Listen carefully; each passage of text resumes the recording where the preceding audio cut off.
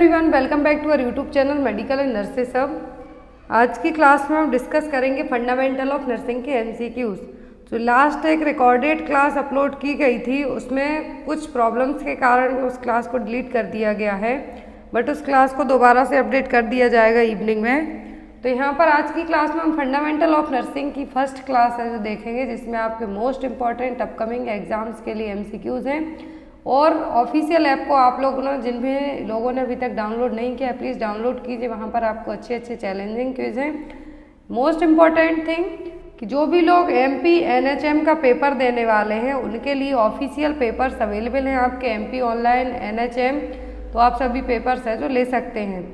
And next thing कि MP online में MP PV के लिए टेंटेटिव डेट दी हुई है कि आपका अक्टूबर 2022 में एग्ज़ाम हो सकता है ग्रुप 5 वैकेंसी के लिए, तो आप लोग उसकी प्रिपरेशन भी अपनी अभी से स्टार्ट कर दीजिए, क्योंकि एट द एंड टाइम पर आप 1 महीने पहले तैयारी करते हैं तो पॉसिबिलिटी आपकी कम होती है, तो इसीलिए आप अभी से अपनी प्रिपरेशन करते रहिए। तो अब जिनका भी अलग अलग जगह एनएचएम सीएचओ उड़ीसा में भी पेपर है, गवर्नमेंट मेडिकल कॉलेज में पेपर है, एनएचएम स्टाफ नर्स में पेपर है, झारखंड में पेपर है, तो सभी के लिए क्वेश्चन हेल्पफुल हैं, तो क्लास में एंड तक जरूर बने रहें। जो लोग नए हैं प्लीज़ चैनल को सब्सक्राइब करके बेल आइकन बटन को प्रेस करके रखें। तो यहाँ पर आज की क्लास का फर्स्ट क्वेश्चन है chronic diarrhoea is caused by. तो जो डायरिया क्रोनिक रहे मतलब लॉन्ग टर्म तक रहे तो किसके थ्रू होगा? Corynebacterium diphtheria, intestinal parasites, candida albicans, mycobacterium tuberculi. अब यहाँ पर चारों ऑप्शन है और आपको पहचानना है कि क्रोनिक डायरिया के लिए कॉमनली कौन रिस्पॉन्सिबल होगा। तो कॉर्नी बैक्टीरियम डिप्थीरिया से क्या होगा? डिप्थीरिया होगा।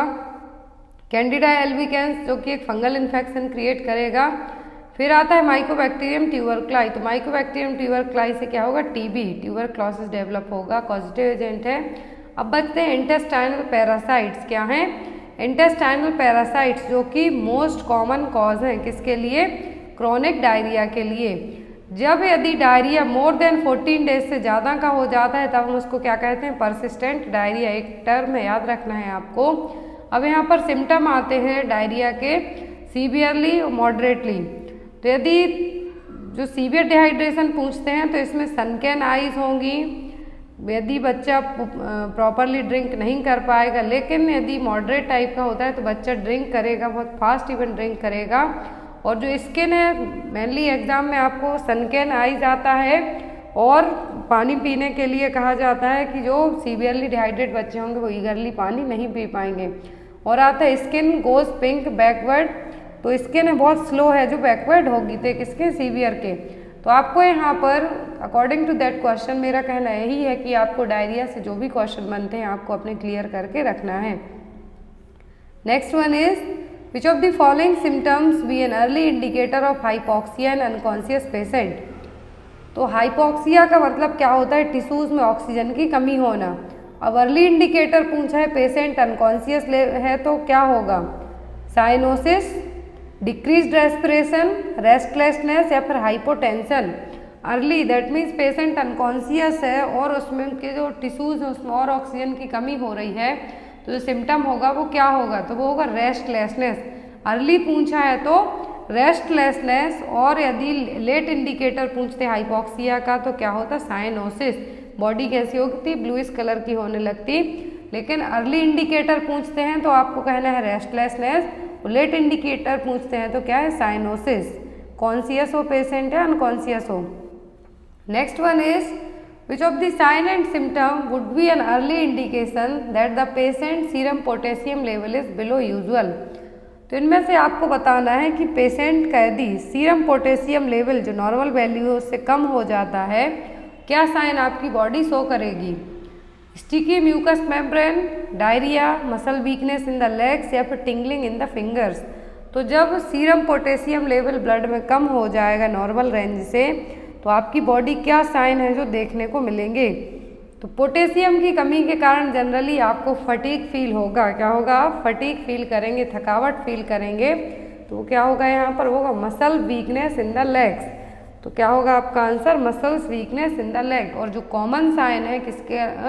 पोटेशियम की कमी के कारण मसल क्रैम्प होगा, मसल एक्स होगा, स्टिफनेस होगी। जनरली यदि पोटेशियम के कारण पूछते हैं और इस तरीके के सिम्टम आपको दिए जाते हैं तो क्या होगा, muscle weakness in the leg. Next one is nurse evaluate the adequacy of the neonates oxygen by monitoring. यदि कोई नर्स है, CHO है, न्यूनेट का ऑक्सीजन लेवल मॉनिटर करती है तो किससे चेक करेगी? Cyanosis of hand and feet, pulse rate continuously, arterial blood gas analysis, ABG analysis जिसको हम कहेंगे, the percentage of oxygen received. तो न्यूनेट में ऑक्सीजन मॉनिटर करने के लिए है जो प्रॉपर इनमें से कौन सा पॉइंट सही होगा? तो बेबीज़ में यदि हमें न्यूनेटर पीरियड्स में क्या करना है, यदि ऑक्सीजन को चेक करना है, मॉनिटर करना है, तो बेस्ट मेथड होगा इवैल्यूएशन किससे करेंगे हम? ABG एनालिसिस से।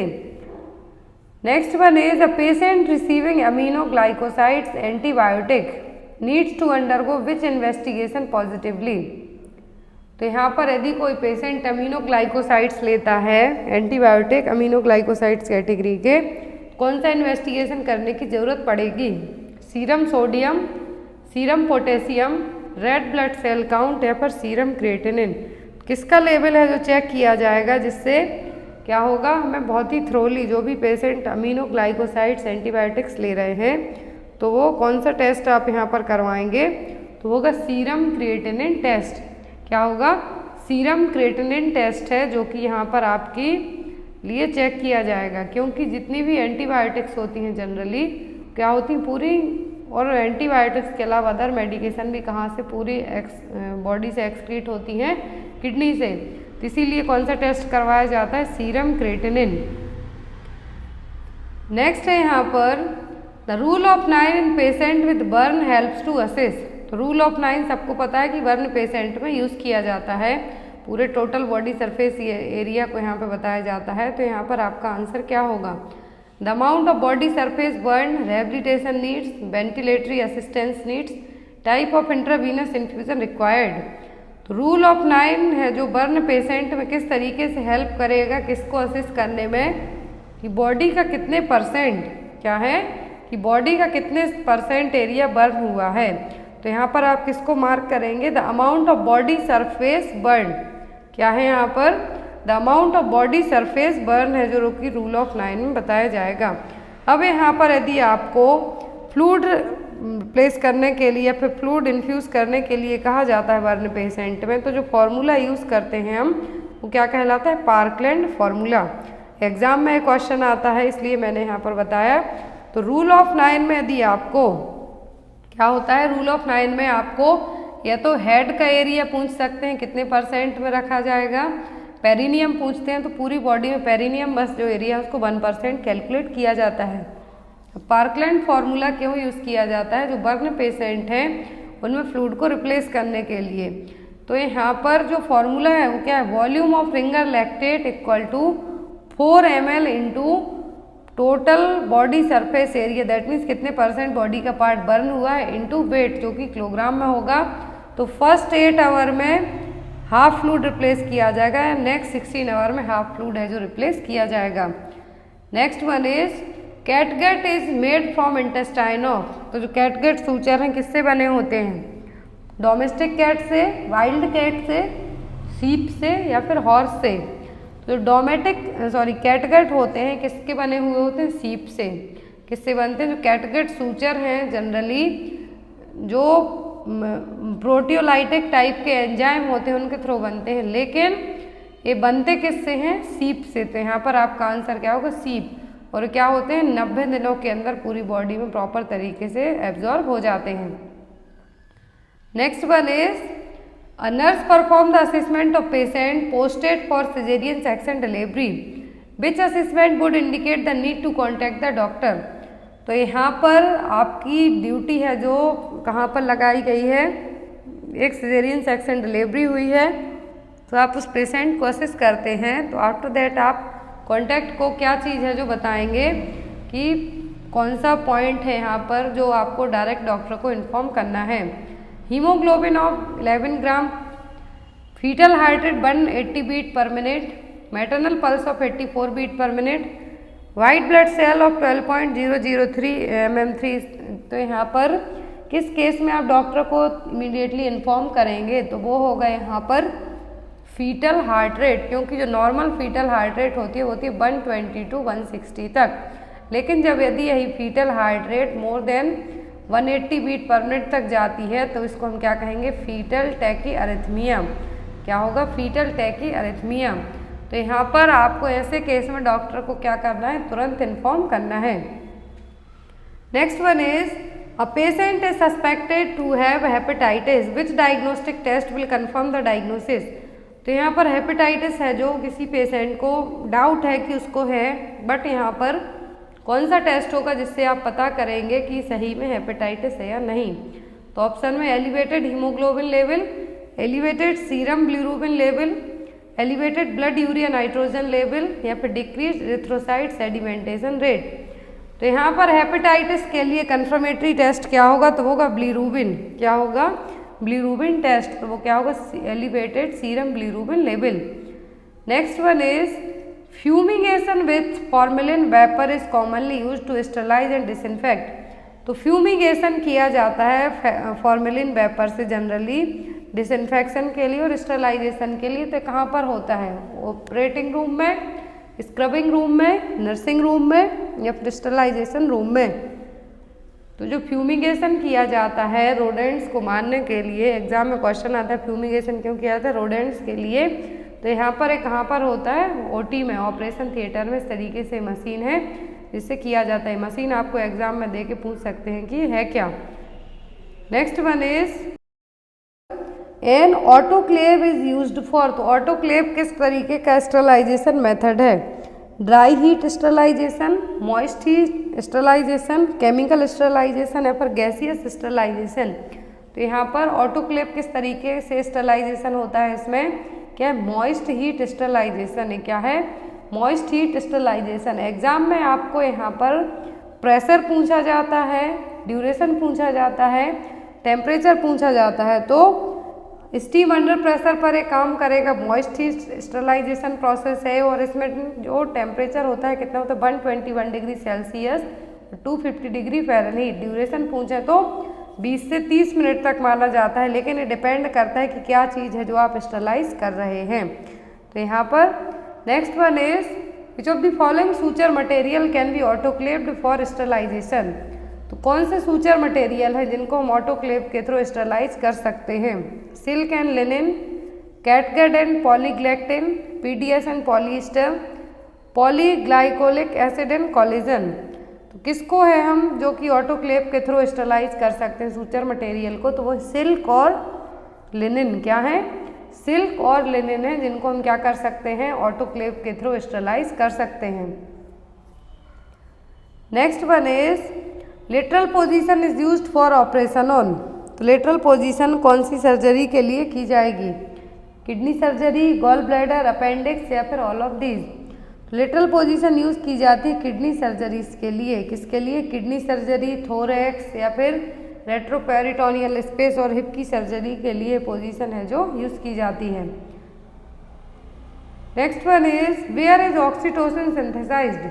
तो ऑक्सीटोसिन का सिंथेसिस कहाँ पर होता है, ऑप्शन में है यहाँ पर paraventricular nuclei of the hypothalamus, para axial nuclei of the hypothalamus, hypophyseal portal plexus या फिर हाइपोथैलेमस एपिफिजियल प्लेक्सिस। तो कहाँ पर है जो ऑक्सीटोसिन सिंथेसाइज्ड होता है, तो ऑक्सीटोसिन का सिंथेसिस होता है पैरा वेंट्रिकुलर न्यूक्लियाई में, हाइपोथैलेमस के para ventricular nuclei of the hypothalamus. Next one is which disease is the dementia associated with asymmetric atrophy of the frontal and temporal lobe. तो कौन सी डिसीज है जिसमें dementia होगा लेकिन इसमें फ्रंटल एंड टेम्पोरल लोब में asymmetric है जो आपको देखने को मिलेगी, वेस्कुलर, हंटिंगटन्स, जैकॉब्स या फिर पिक्स डिसीज। दो यहाँ पर क्लिनिकल और क्लासिकल साइन बताएं। एसिमेट्रिक ट्रॉफी है फ्रंटल और टेम्पोरल लोब में, तो किस में देखने को मिलते हैं, पिक्स डिसीज में। पिक्स डिसीज एक तरीके का डिमेंशिया है अल्जाइमर्स के जैसा, लेकिन थोड़ा सा एक कॉमन है जिसमें आप अपने इमोशंस, बिहेवियर, पर्सनालिटी, लैंग्वेज इनको कंट्रोल करते हैं लेकिन ये फिर भी अफेक्ट होंगे। तो यहाँ पर फ्रंटोटेम्पोरल डिमेंशिया होता है, फ्रंटोटेम्पोरल होगा। तो फ्रंटोटेम्पोरल और dementia, frontotemporal labour degeneration disease, जो कि क्या है, पिक्स डिसीज का एग्जाम्पल है। Next one is which is the last phase of home visiting in family health services. तो यदि आप फैमिली हेल्थ सर्विसेज के लिए जाते हैं तो लास्ट विजिट क्या होगी आपकी, activity phase, pre visit phase, terminal phase या फिर post visit phase.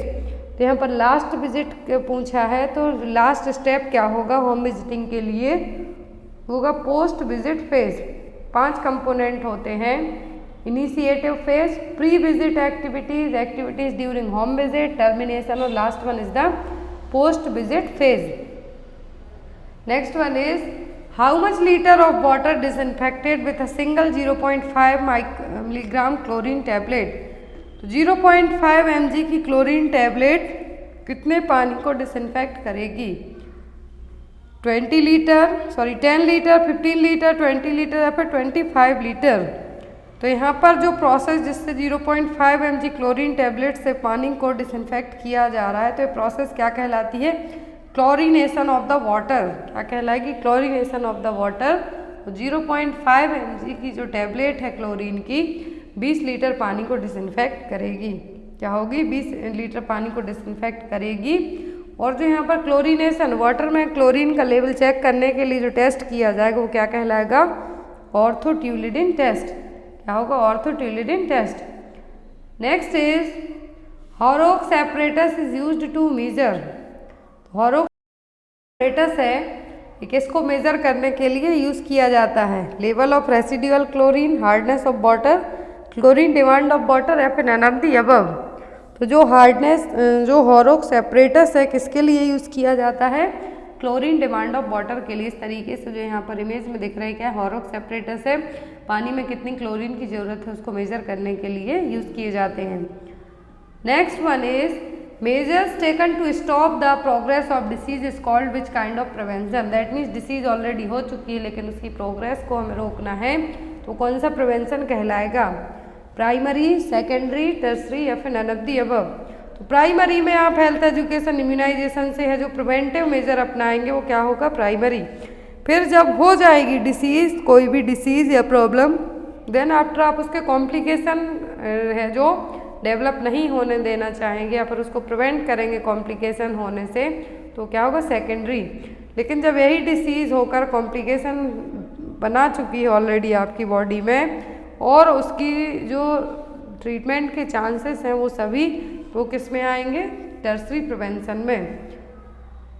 Next one is what is the intermediate tyre of the Panchayati Raj system called. तो यहाँ पर मैंने एक ट्रायंगल शेप में आपको बताया था कि जो इंटरमीडिएट टायर क्या होगा पंचायती राज सिस्टम का, पंचायत समिति, जिला परिषद, ग्राम सभा या फिर ऑल ऑफ द अबव। तो इंटरमीडिएट टायर क्या होगा यहाँ पर, पंचायत समिति। Next one is Mrs. Preeti, 22-year-old lady, delivered a premature baby. Which of the following medication is useful for the newborn baby? तो यहाँ पर ड्रग ऑफ चॉइस का क्वेश्चन है। यदि कोई 22 साल की लेडी ने प्रीमेच्योर बेबी को बिफोर 37 कंप्लीटेड वीक के डिलीवर किया है तो उसके बेबी के लिए कौन सी मेडिसिन यूजफुल होगी, ऑक्सीटोसिन, रेनिटिडिन, डेक्सामेथासोन या फिर टेस्टोस्टेरोन।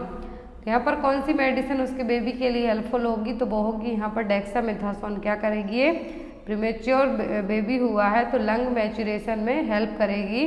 तो यहाँ पर क्या करेगी, ये मेडिसिन का काम क्या होगा, बेबीज के लंग मैचुरेशन में बेटामेथासोन और डेक्सामेथासोन क्या करेगा, हेल्प करेगा। Next one is A 2-year-old male child has following manifestation। एक 2 साल का बच्चा है, सिम्टम है, ध्यान से देखिए, chest एंड्रॉइंग, wheezing and fever, which will be the most appropriate group of drug for the child। तो यहाँ पर फीवर है, wheezing साउंड आ रहा है, चेस्ट एंड्रॉइंग है, तो कौन सी मेडिसिन देंगे, ऑप्शन में एंटी कन्वल्सिव, डाययूरेटिक, एंटीबायोटिक या फिर एनाल्जेसिक्स। तो ऐसे केस में फीवर है, दैट मीन्स क्या, इन्फेक्शन भी डेवलप हुआ है, wheezing है, चेस्ट एंड्रॉइंग है, तो इस तीनों साइन किसके हैं, क्लासिकल साइन है, तीनों क्लासिकल साइन है निमोनिया के। मेडिसिन कौन सी दी जाएगी यहाँ पर, antibiotic. Next one is in period of growth and development which is a embryo period. तो यहाँ पर पीरियड ऑफ ग्रोथ और डेवलपमेंट में एम्ब्रियो पीरियड किसको कहा जाएगा? 0 से 14 दिन तक, 14 दिन से 8 वीक तक, 8 वीक से 38 वीक तक, या फिर नन ऑफ द अबव। तो ग्रोथ और डेवलपमेंट के पीरियड में एम्ब्रियो और फीटल 2 अलग अलग स्टेज होती हैं। तो एम्ब्रियो पीरियड कब कहलाता है? 14 डेज टू 8 वीक्स। कितना होगा? 14 डेज टू 8 वीक तक का। जाइगोट होगा 0 से 14 दिन तक, एम्ब्रियो 14 दिन से 8 वीक तक, और फीटस होगा 8 वीक से लेकर at the time of birth. फिर आता है पोस्ट नेटल पीरियड। तो पोस्ट नेटल पीरियड में early neonate, late neonate, infant, toddler, preschool, school age and adolescent है जो इंक्लूड होंगे। यदि WHO के अकॉर्डिंग एज पूछ ली जाती है एडोलेसेंट एज ग्रुप की, तो कितनी होती है? 10 से 19 साल तक। Next one is which of the following is a zoonosis और जूनोटिक डिसीज। तो जूनोटिक डिसीज का मतलब होता है ऐसी डिसीज जो इन्फेक्टेड एनिमल से ह्यूमन में डेवलप हुई हों। तो जूनोटिक डिसीज इनमें से कौन सी है? रेबीज, मलेरिया, एड्स या फिर टाइफॉइड। तो यहाँ पर जो जूनोटिक डिसीज है वो कौन सी है? तो वो यहाँ पर रेबीज, क्योंकि इन्फेक्टेड एनिमल के बाइट करने के कारण होगी, लिकिंग करने के कारण होगी। तो रेबीज क्या होगा यहाँ पर? एक zoonotic disease. Next one is government of India adopted national nutritional policy in. Government of India ने नेशनल न्यूट्रिशनल पॉलिसी को कब अडॉप्ट किया था? 1997, 1996, 1965 या 1993। तो गवर्नमेंट ऑफ इंडिया ने जो नेशनल न्यूट्रिशनल पॉलिसी है इसको कब अडॉप्ट किया था? 1993 में। नेक्स्ट है यहाँ पर excess administration of the following vitamin is based because it is not stored in the body and gets excreted. तो यहाँ पर आपको बताना है कि कौन सा विटामिन है जिसको यदि हम ज़्यादा भी बॉडी में एडमिनिस्टर कर देते हैं लेकिन बॉडी उसको स्टोर नहीं करेगी, और बॉडी है जो क्या कर देगी? एक्सक्रीट कर देगी। Vitamin A, vitamin B complex, vitamin K या फिर विटामिन डी। तो विटामिन ए, डी, ई के सभी क्या फैट सॉल्युबल विटामिन है, उनको बॉडी स्टोर करके रख लेगी। लेकिन जो vitamin B complex, vitamin C के विटामिन है, इनको हमारी बॉडी स्टोर करके नहीं रख सकती। इसीलिए इसका आंसर आपका क्या होगा? Vitamin B complex. Next one is symptoms like cheilosis, glossitis, red and shining lips, inflammation and burning eye and scrotal dermatitis indicate deficiency of. तो इतने सारे यहाँ पर साइन बताए हैं डिसीज के। चिलोसिस है, ग्लोसाइटिस है, रेड एंड शाइनिंग लिप्स हैं, इन्फ्लामेशन है, बर्निंग आई है। तो ये किसके सिम्टम है? Vitamin B6, vitamin B1, vitamin B12 या फिर विटामिन B2। तो यहाँ पर जितने भी साइन सिम्टम है ये सब किसके हैं? राइबोफ्लेविन और विटामिन B2 के। किसके? राइबोफ्लेविन और विटामिन B2, जिसके कारण स्किन डिसऑर्डर होगा, एडिमा होगा माउथ थ्रोट में। तो यहाँ पर आपका जो करेक्ट आंसर होगा वो क्या होगा? B2। Next one is which of the following medication order is immediately and only once administration. कौन सी मेडिकेशन जिसका हम क्या कहेंगे कि एक बार में इमरजेंसी में दी जाएगी और एक ही बार दी जाएगी, उसको हम क्या कहेंगे? PM order, single order, state order या फिर स्टैंडिंग ऑर्डर। तो यदि कोई ऐसी लाइफ सेविंग मेडिसिन होती हैं वो एक ही बार बस दी जाती हैं तो उनके लिए क्या कहा जाता है? Stat order. क्या कहलाएंगी वो? Stat order. Next one is a patient is admitted to the emergency department with severe pain, physician advise him injection morphine 2 mg IV stat, nursing officer should assist for. यदि patient को क्या दिया जा रहा है इमरजेंसी में? Morphine दिया जाता है। ऐसे केस में आप क्या चेक करेंगे? BP, टेम्परेचर, पल्स या फिर रेस्पिरेटरी रेट। तो ये क्या करेगा? मॉर्फिन क्या करता है? जो रेस्पिरेटरी डिप्रेशन का मोस्ट कॉमन कारण बनेगा जिसके कारण रेस्पिरेटरी अरेस्ट हो सकता है। तो जो चीज़ यहाँ पर मेजर की जाएगी वो क्या होगी? Respiratory rate. Next one is fumigation of laboratory is done to kill. तो लेबोरेटरी में यदि फ्यूमिगेशन किया जाता है फ्यूमिगेटर मशीन से तो ये क्यों किया जाता है? बैक्टीरिया के लिए, रोडेंट्स के लिए, वायरस के लिए, फिर फंगल के लिए। तो जस्ट मैंने अभी आपको बताया कि जो OT में ऑपरेशन थिएटर में फ्यूमिगेशन किया जाता है, मशीन से धुआं छोड़ा जाता है, किसके लिए किया जाता है? रोडेंट्स को भगाने के लिए। Next one is an adult schedule for a paracentesis, what should the nurse plan to do immediately before the procedure is started. तो पैरासिंथेसिस होने के पहले एज अ नर्स आप क्या चीज़ें जो नोट डाउन करेंगे? कोई प्रोसीजर होने के पहले और पैरासिंथेसिस प्रोसीजर होने के पहले। Administer the diazepam, ask the client to his bowels, have the client empty his or her bladder या फिर give him a glass of water. तो ऐसे केस में यदि पैरासिंथेसिस किया जाना है तो ऐसे केस में एज अ नर्स आपकी प्रायोरिटी होगी क्लाइंट का ब्लैडर है जो क्या करना है, एम्प्टी करवा के रखना है, जिससे कोई भी बॉडी फ्लूइड सैम्पलिंग है जो की जाती है तो उसमें आपके लिए help. Bleeding between the menstrual period is known as, यदि ब्लीडिंग मेंस्ट्रुअल पीरियड के बीच में होती है तो हम उसको क्या कहेंगे? ऑप्शन में मेनोरेजिया, पॉलीमेनोरेजिया, डिस्मेनोरिया या फिर मेट्रोरेजिया। तो क्या टर्म यूज़ किया जाएगा यदि ब्लीडिंग पीरियड्स के मेंस्ट्रुअल पीरियड्स के बीच में होती है?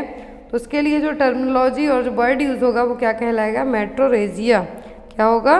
मेट्रोरेजिया। वे तीनों टर्म यहाँ पे हम देखते हैं। तो मेट्रोरेजिया क्या होगा? ब्लीडिंग हो रही है जो मेंस्ट्रुअल पीरियड के बीच में वो। फिर आता है मेनोरेजिया। मेट्रोरेजिया मेनोरेजिया अलग है। तो मेट्रोरेजिया का मतलब क्या है? जो नॉर्मल मेंस्ट्रुअल साइकिल है उसके बीच में ब्लीडिंग होती है तो मेट्रोरेजिया। लेकिन मेनोरेजिया का मतलब है कि हैवी और प्रोलॉन्ग्ड वेजाइनल ब्लीडिंग होती है विद मेंस्ट्रुअल साइकिल के।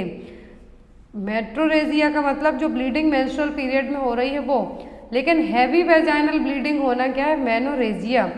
पॉलीमेनोरेजिया जो कि एक क्या है? मेंस्ट्रुअल साइकिल के बीच में, मतलब या फिर हम ये कह सकते हैं बार बार पीरियड्स आना या फिर मंथ में 2 बार 3 बार तक पीरियड्स का आना। डिस्मेनोरिया का मतलब होता है पेनफुल मेंस्ट्रुएशन।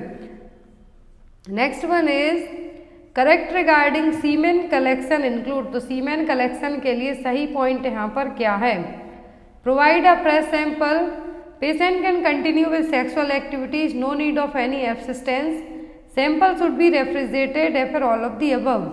तो यदि सीमेन कलेक्ट करते हैं सैम्पलिंग के लिए तो आपका जो सही पॉइंट है वो क्या होगा कि फ्रेश सैंपल प्रोवाइड करवाना। कुछ केस में सेक्सुअल एक्टिविटी एब्सिस्टेंट की जाती हैं तो यहाँ पर इसीलिए आपका जो राइट आंसर होगा वो क्या होगा? फ्रेश सैंपल प्रोवाइड करवाना। Next and most important question हर एक एग्जाम में आता है, which of the following terms refers to weakness of both legs and lower part of the trunk.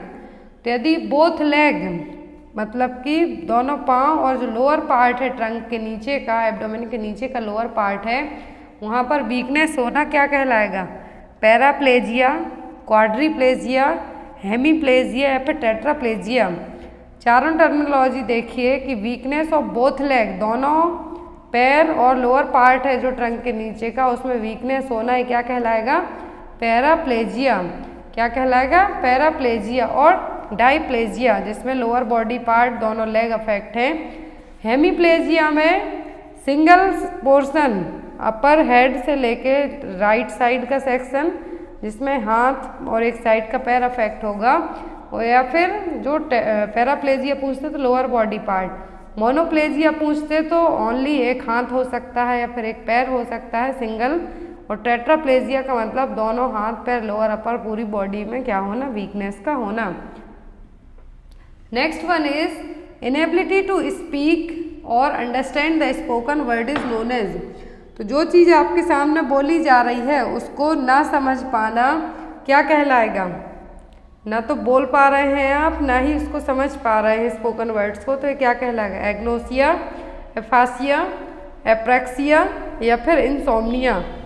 तो यहाँ पर जो आपका करेक्ट आंसर है वो क्या होगा? Inability to speak or understand, जो बोला जा रहा है या फिर जो आपको समझ में नहीं आ रहा है तो क्या है वो? एफासिया।